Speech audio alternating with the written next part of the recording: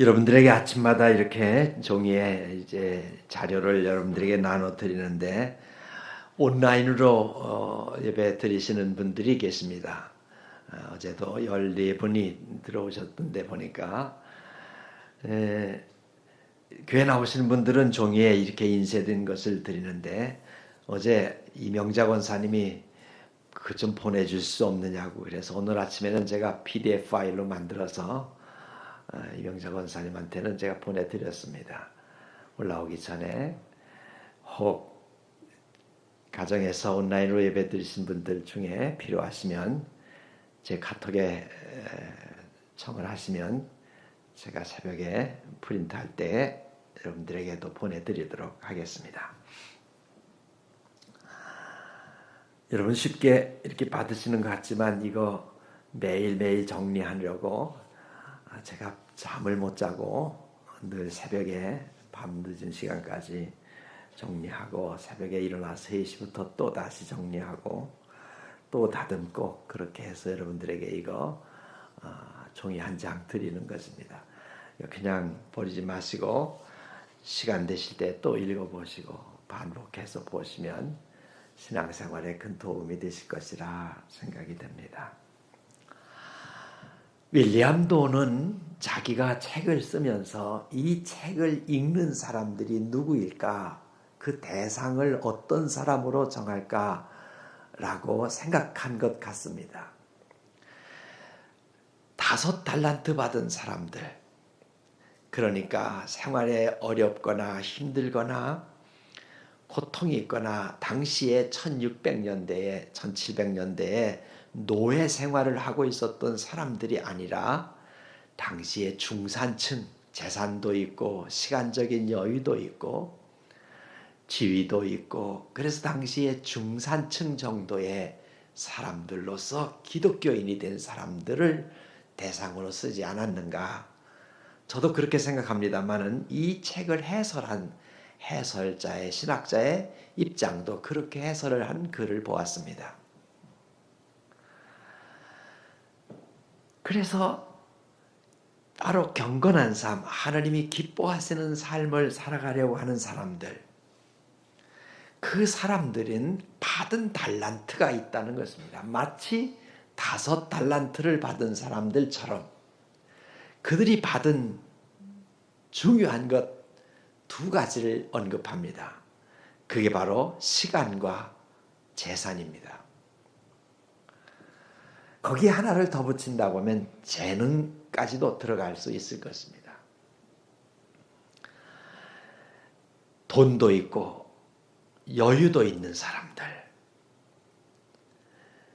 시간에 얽매이지 않고 남의 시간, 남에 의해서 시간을 조절하지 않는 것이 아니라 따라가는 것이 아니라 자기 시간을 자기가 조절할 수 있고 여유를 가질 수 있는 정도의 사람들에게 이 책을 위해서 쓴 것이 아닌가 이렇게 생각해 봅니다. 왜냐하면 이 책의 시간 사용에 대한 이야기와 재물 사용에 대한 이야기를 많은 부분을 할애해서 쓰고 있습니다. 그래서 저도 오늘은 시간 사용에 대해서 경건과 시간, 내일은 경건과 재산, 경건한 재물을 사용하는 것에 대한 이야기를 드리려고 합니다. 여러분, 우리가 사용할 수 있는 것들, 내 마음대로 사용할 수 있는 것이 무엇이 있을까? 오늘 우리들은 내 시간을 내 마음대로 쓸 수 있을까? 그렇지 못한 상황 속에 우리는 살아갈 때가 많이 있습니다. 정해진 시간에 직장에 출근하고 정해진 일들을 해야 하고 정해진 시간에 퇴근하고 내가 내 마음대로 쓸 수 있을 것 같지만 그렇지 못한 삶을 오늘 현대인들은 살아가고 있습니다. 바로 이런 삶 속에서 어떻게 하면 시간을 잘 사용해서 거룩한 삶, 하나님이 기뻐하시는 삶을 살아갈 수 있을까? 윌리엄 로는 바로 이 시간을 자유롭게 쓸 수 있는 사람들에게 이렇게 말합니다. 여러분이 시간을 자유롭게 쓸 수 있다고 하는 것은 그 여유를 가지고 자기 자신을 위해서 쓰지 말고, 자기 자신의 쾌락을 위해서 쓰지 말고, 자신의 시간을, 주어진 여유를 신앙의 성장을 위해서 써야 하고, 자발적으로 다른 사람들을 돕는 일에 쓸 수 있어야, 그래야 그가 진정한 그리스도인으로서의 증거가 보여지는 것이라고 그렇게 말합니다.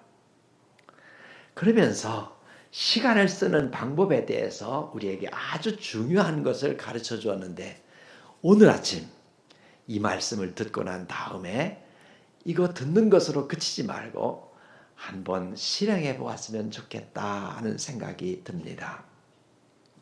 윌리엄 노는 하루에 주어진 시간을 살아가는데, 이 주어진 시간 중간중간에 기도의 시간을 넣어서 주어진 시간이 흘러가는 그 시간의 흐름을 따라서 그냥 가는 것이 아니라 그 시간으로부터 떨어져 나와서 하나님 앞에서의 경건한 시간을 가짐으로써 자기 자신이 누구인지, 내가 지금 어디로 가고 있는지, 무엇을 위해서 살아야 되는지, 그런 것들을 볼 수 있는 시간으로부터, 일상의 시간으로부터 경건한 시간으로 떼어놓는 시간을 가지라고 하는 것을 권면하고 있습니다.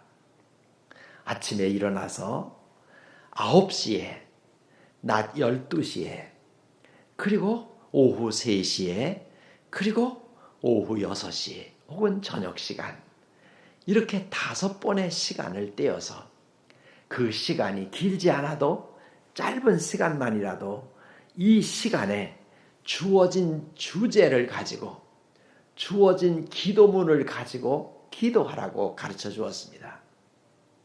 고정된 기도문이라고, 기도라고 하는 표현을 썼는데, 이것은 기도문을 가지고 드리는 기도이고, 자유롭게 기도하는 기도는 즉흥 기도, 기도문이 없이 하는 기도라고 저는 생각해 보았습니다. 그래서 아침에 일어나서 어떤 기도를 해야 되고, 9시, 12시, 오후 3시, 저녁 6시, 이렇게 각각의 주제가 있는 기도를 하라고 했습니다. 그렇게 함으로써 우리는 이 주제가 있는 기도를 가지고 살아감으로써 세상에 휩쓸려 들어가지 않고, 세상의 유혹에 빠지지 않고, 자기 자신을 거룩하게 지킬 수 있고, 그리고 하나님과의 소통 가운데, 하나님과의 관계 속에서 삶이 유지될 수 있게 살아갈 수 있게 된다는 것입니다. 이 방법은 아주 좋은 시간의 사용 방법이라고 저는 생각했습니다. 첫 번째로, 아침 첫 번째 일어나는 시간. 아침에 일어나면 여러분 어떻게 하루를 시작하십니까? 윌리엄 노는 아침에 일어나면 먼저 하나님을 찬양하고 그랬습니다. 하나님을 찬양하는데 무엇 가지고 하나님을 찬양하느냐? 시편을 가지고 하나님을 찬양하라고 했습니다. 시편 한 편을 읽는 것으로 우리는 하나님을 찬양할 수 있다. 하나님을 찬양하고 감사드리고, 그리고 해야 될 중요한 일이 오늘의 삶을 하나님께 드리라고 했습니다. 오늘 되어지는 모든 삶의 일들을, 이 시간들을, 오늘에 되어지는 내 재능의 활동들을, 모든 활동을 하나님께 드립니다. 이렇게 기도하라는 것입니다. 그렇게 함으로써 하루의 삶이 흐트러지지 않는다는 것이죠. 보네퍼 목사님이 쓴 신도의 공동생활이라고 하는 책에 보면 바로 이 부분을 잘 우리에게 가르쳐 주었습니다. 하루 생활이라는 것이 무엇이냐? 아침에 일어나서 기도한 그 기도가 하루 생활 동안에 이루어지는 삶이 되어야 한다. 그런데 아침에 일어나서 드리는 기도가 어떤 기도냐? 오늘 내가 해야 되는 모든 활동과 행동과 사람을 만나는 모든 일들, 일상의 일들이 하느님께 드립니다 라고 하는 기도를 드림으로써 오늘 하루의 모든 일들이 하나님 안에서 이루어질 수 있게 살아갈 수 있다는 것입니다. 아침에 우리에게 하나님이 아침을 주시는데 이 아침은 바로 하나님이 새롭게 우리 자신을 누릴 수 있도록 허락하시고 새로운 시간 속으로 우리를 들어가게 허락해 주신 것이라 하는 것입니다. 그래서 우리가 가진 모든 것을 가지고 하나님을 섬기겠다고 우리에게 허락해 주신 그 뜻을 따라서 하나님을 섬기겠다고 하는 그런 마음의 결심과 그런 다짐을 하나님께 드릴 수 있으면 오늘 우리가 하루를 의미 있고 보람 있게 경건하게 살아갈 수가 있게 될 것입니다. 특별히 떠오르는 해를 하나님의 선하심을 감탄하는 마음으로 맞이하라. 그래서 오늘 우리가 찬송 552장을 불렀어요. 아침 해가 돋을 때 신선하여라. 그렇게 나오죠? 만물 신선하여라. 이 찬송가 누가 썼는지 누가 곡을 붙였는지가 없습니다. 여기 보면 찬송가 1908년 찬송가 1908년 작사자도 작곡자도 없습니다. 이거 왜 그랬을까? 이 찬송을 해석하는 해설하는 분이 이렇게 쓴 해설을 보았습니다. 1908년은 일제강점기였습니다. 그때에 이 찬송가 시를 쓴 사람이 첫 줄에 조선을 나타내고 있다는 것입니다. 아침 해가 돋을 때 조, 만물 신선하여라 선, 조선. 이건 우리나라 사람이 쓴 찬송가, 우리나라 찬송가에 실린 찬송가입니다. 그래서 우리나라 조선을 찾고 싶은 마음, 조선의 사람들이, 조선 사람들이, 대한민국 사람들이 하나님을 찬양하고 싶은 그 마음, 그렇게 살고 싶은 마음을 담은 찬송이라서 당시의 일제강점기 속에서 지은 찬송이라서 자기 이름도 곡을 쓴 사람도 밝히지 않고 이렇게 알려지게 되었고 그리고 찬송가에 실리게 되었다. 이렇게 해설하는 걸 보았어요. 아침에 일어나서 해가 떠오르는 걸 보고 감탄을 하고 모든 걸 신선하게 모든 만물이 새롭게 열려지는 창조의 세계가 우리 앞에 주어진 것을 감탄하고 감격하고 찬양하고 감사드리면서 하루를 시작하라는 것입니다. 두 번째로 아침 9시가 되면 우리가 해야 될 기도의 제목은 겸손이라는 것입니다. 인간의 본성 속에 가장 악하고 가장 깊이 뿌리 박힌 죄악 본성이 있는데 그게 교만이라는 것입니다. 그 교만을 우리가 어찌할 수 없으니 그 교만한 삶을 어찌할 수 없으니 우리가 하나님 앞에 아침마다 아침 9시 아침 9시면 어느 시간일까? 일과가 시작되는 시간에 내가 하는 모든 일들 속에서 겸손하게 마치 종 중에 가장 낮은 종처럼 사람 중에 가장 낮은 사람처럼 겸손하게 모든 사람을 섬기는 마음을 가지고 하루를 살겠다고 하는 그 기도를 드리면 내 안에 있는 이 교만의 뿌리가 솟아나오지 않도록 절제할 수 있고 다스릴 수 있게 될 것입니다. 교만이 우리 안에서 악한 행동을 막기 위해서 깨어서 겸손을 위한 기도를 드리라는 것입니다.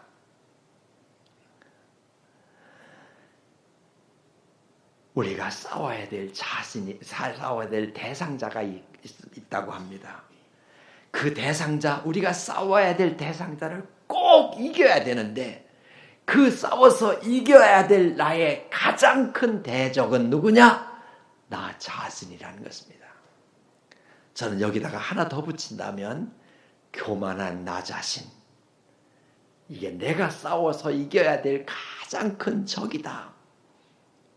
그래서 윌리엄 노는 우리가 드려야 될 기도, 겸손의 기도를 아침 9시가 되면 일과를 시작할 때쯤 우리가 하나님, 오늘 내가 하는 모든 일들 속에서 가장 낮은 종처럼 모든 이들을 섬기면서 하루 일을 행하게 해 주옵소서. 혹이라도 내가 하는 일들 속에서 내 교만함이 드러나지 않도록 나를 다스려 주십시오 라고 그렇게 온유하고 겸손한 심령으로 살아갈 수 있기를 기도하고 시작하라는 것입니다. 낮 12시가 되면 우리가 사랑을 위해서 기도하라는 것입니다. 이웃을 사랑하는 기도. 그 이웃을 사랑하는 기도를 뭐라고 표현하냐? 중보라고 했습니다. 중보. 중보란 뭐냐? 하나님께 나아가 우리의 이웃이나 동료를 위하여 대신 기도하는 것. 이웃을 사랑할 수 있는 가장 좋은 방법이 무엇일까? 이웃을 위해서 기도하는 것입니다.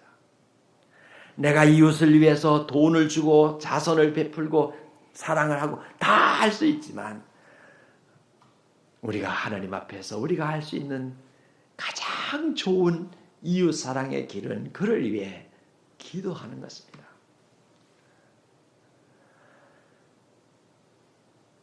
하나님은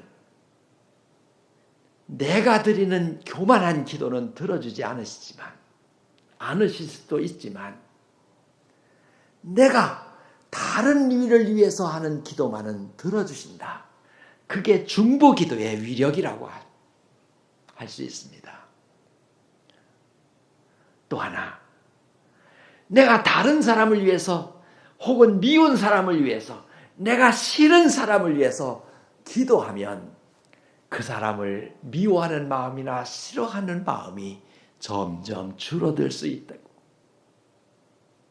그리고 그를 적극적으로 사랑하지는 않는다 하더라도 그에 대한 증오나 미움만이라도 조금 잦아들 수는 있을 것이라 말입니다. 그리고 다른 사람을 위해서 기도함으로써 내 속에 들어있는 시기심이나 질투나 이기적인 생각이나 내 속에 들어있는 정욕이 사라져버리게 되거나 더 잦아들 수 있게 된다. 이게 중보 기도의 효과라고 그렇게 설명합니다. 중보 기도는 다른 사람을 사랑하는 길이기도 하지만 내 행복을 위한 첩경, 지름길이 될 수 있다. 중보 기도를 함으로써 다른 사람과의 차이를 무마시킬 수 있는 중재자가 될 수도 있고 참된 우정을 촉진하는 촉진제일 수도 있고 치료제이기도 하고 예방하는 다른 사람과의 관계가 나빠지는 것을 예방하는 예방약도 될 수 있다. 그래서 중보기도처럼 우리에게 좋은 약이 없다. 이렇게 설명했습니다. 낮 12시는 이웃 사랑을 위한 중보기도 시간. 그런데 낮 12시? 아니 한참 바쁜 시간인데, 아니 일하다가 조금 쉬는 시간인데 그 시간에 중보기도 하라고? 아이고 못해? 그렇게 말하지 말라고 일침을 놓았습니다. 바빠서 못한다고? 그렇게 말하지 말고 이거 할 수 없다고? 그러면 하나님이 원하시는 길에서 벗어나는 것이니 그건 행복을 버리는 것과 같다. 오후 3시. 오후 3시는 우리가 해야 될 기도의 제목은 순종이라는 것입니다. 하나님의 뜻에 순복하고 그 뜻을 이행하는 그런 마음을 다시 다짐하는 시간입니다. 오후 3시쯤 되면 나른하기도 하고 이제 피곤하기도 한 시간입니다. 그때 마음을 다시 한번 다잡고 그래도 난 하나님의 뜻을 따라야지, 순종해야지 하는 마음으로 다시 우리를 다잡을 수 있는 정리의 시간이 되지 않을까 생각해 보았습니다. 우리가 지혜롭게 되는 것, 우리가 거룩하게 되는 것, 그것은 하나님의 뜻을 따르는 것보다 더 좋은 방법은 없다고 윌리엄 노는 말하면서 지혜롭게 되고 거룩하게 되고 행복하게 되는 가장 좋은 길은 우리를 지으시고 우리를 우리보다 더 잘 아시는 하나님의 뜻을 따라서 살아가는 길이니 그 뜻을 순종하는 삶의 길보다 더 좋은 길이 있을까? 그래서 순종의 기도를 드리라고 하는 것입니다. 일상에 부딪히는 가장 작은 일에서부터 순종하며 살도록 우리 마음을 기울일 수 있어야 합니다.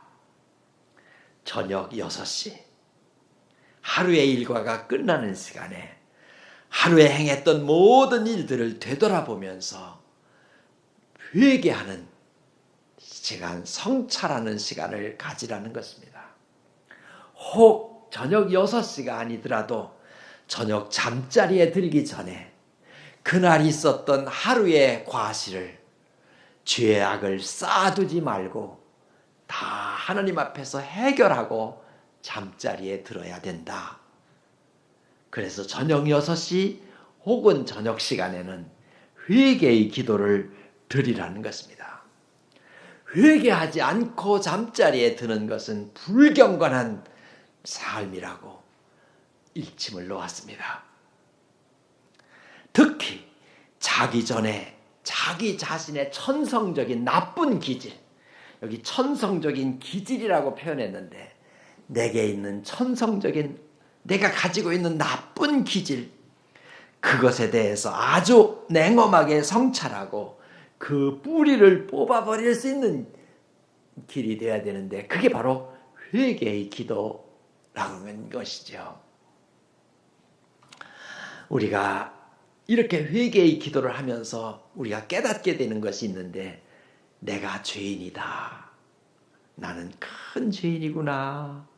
라고 하는 것을 깨달으면 두 가지 이득이 생긴답니다. 첫 번째는 내가 받은 은혜가 크구나. 나 같은 죄인을 하나님이 사랑해 주시고 구원해 주시니 내가 받은 은혜가 너무 크다. 라고 하는 것을 깨달을 수 있게 되고 또 하나는 다른 사람의 죄에 대해서 다른 사람의 잘못에 대해서 관대해지고 온유해질 수 있다는 것입니다. 제가 최근에 윌리엄 라비라고 하는 피에르 라비라고 하는 사람, 이 사람은 알제리 출신입니다. 알제리의 대장간에서 대장장이를 하는 아버지 밑에서 태어났습니다. 그런데 프랑스가 알제리를 지배하면서 프랑스 사람들이 들어와서 탄광을 개발했어요. 그 탄광을 개발하면서 사람들을 탄광의 광부로 들어가서 살라고 유혹을 했습니다. 뭐라고? 여러분 매달 봉급을 또박또박 줄 테니 여기 와서 일하라고. 일정한 봉급이 생기는 게 얼마나 좋은지 모른다고.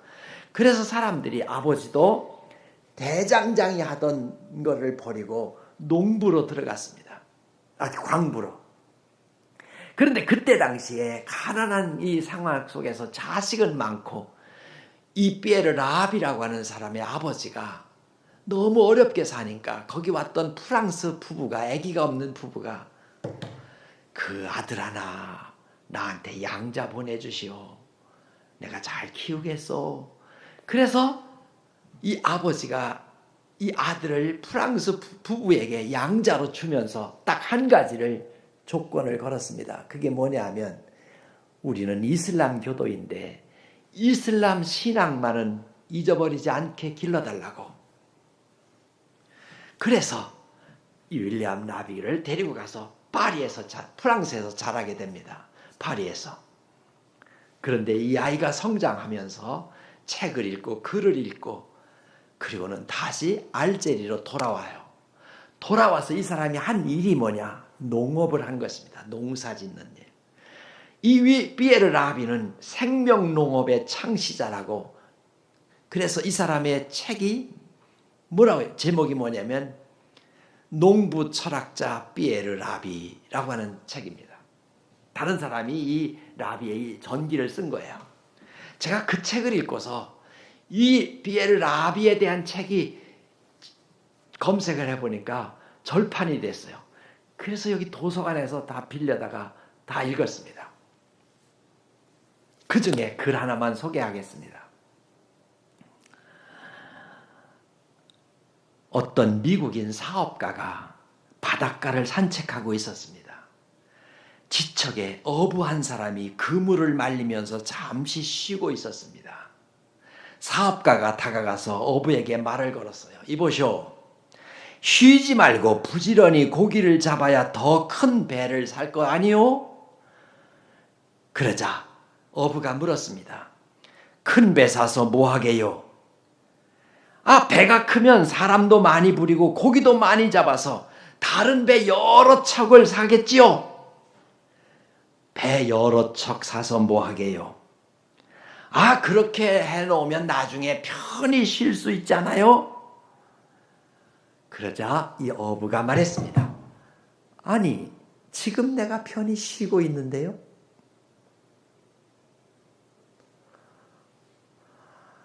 여러분, 왜 열심히 일하고 사느냐 말이에요. 왜 돈을 벌려고 하고 돈 투자하고 막 대기업을 운영하고 왜 이렇게 하느냐? 비엘 라비 이야기입니다. 옛날에는 농사 짓고 행복하게 살았는데 조금 부족하지만 기술이 발전하고 근대화가 이루어지면서 사람들이 더 부유하게 되고 더 열심히 살게 되고 더 재산이 많아지고 더 행복해졌을 거라고 생각하지만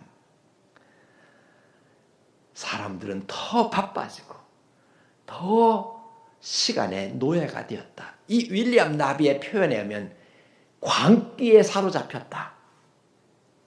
그래서 시간의 노예가 되어버리고 말았다고 했습니다.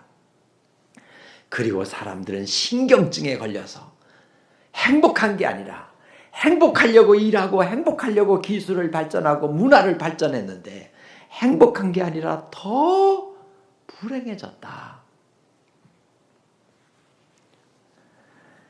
그러면서 시간에 대한 언급을 했는데 요 한 구절이 제 마음에 왔습니다.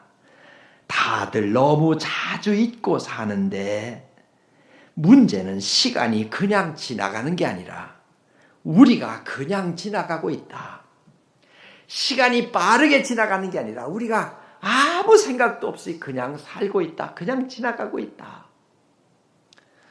저는 이렇게 시간에 촉박하게 살아가는 분주한 오늘 현대인들이 윌리엄 노에게서 배워야 될 중요한 시간 사용 방법이 하나 있다고 생각했습니다. 쭉 이어지는 시간에 중간중간 토막을 내서 그 시간이 길지 않아도 짧은 시간 한 1분만이라도 하나님 앞에서의 시간을 하나님 앞에서의 초월적인 시간을 갖는 그래서 아침에 일어나서 감사와 찬양과 헌신 9시에는 겸손, 12시에는 사랑, 중보, 오후 3시에는 순종, 저녁에는 회개. 이렇게 시간을 떼어낼 수 있고 멈추어 설 수 있다고 하면 우리는 시간의 노예가 아니라 더 초월적인 삶으로 더 지혜로운 삶으로 살아가게 될 수 있으리라 믿습니다. 사도 바울은 에베소 5장 15절에서 20절에서 세월을 아끼라 때가 악하니라 했습니다. 그런데 그 다음 말에 술 취하지 말아라. 이는 방탕한 것이라고 했습니다. 여러분 술 취한 사람하고 성령에 취한 사람이 같습니다.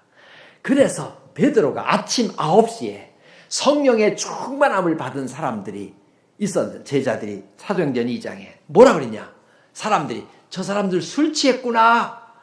그때 아침 9시에 베드로가 이렇게 말합니다. 지금 아침 9시인데 우리가 술 취했겠습니까? 우리 술 취한 게 아니라 성령에 취한 것입니다. 성령의 이끌림을 받는 사람은 자기 의지가 아니라 하나님의 인도하심을 따라 하나님의 뜻을 따라 사는 사람입니다. 술 취한 사람은 정신을 못 차리고 자기 의지도 없이 술에 의해서 움직여지는 사람입니다. 이는 방탕한 것입니다. 이는 지혜롭지 못한 것입니다.